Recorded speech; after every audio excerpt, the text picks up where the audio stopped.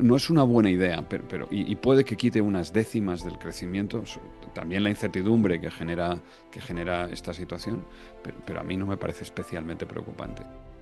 Pero si hay una depreciación relativa del dólar con respecto al euro, pues obviamente eso encarece a toda la eurozona, ¿no? Como destino para Estados Unidos. Las variaciones esperables, ¿no? de un contexto como este, yo creo que no van a ser determinantes, ¿no?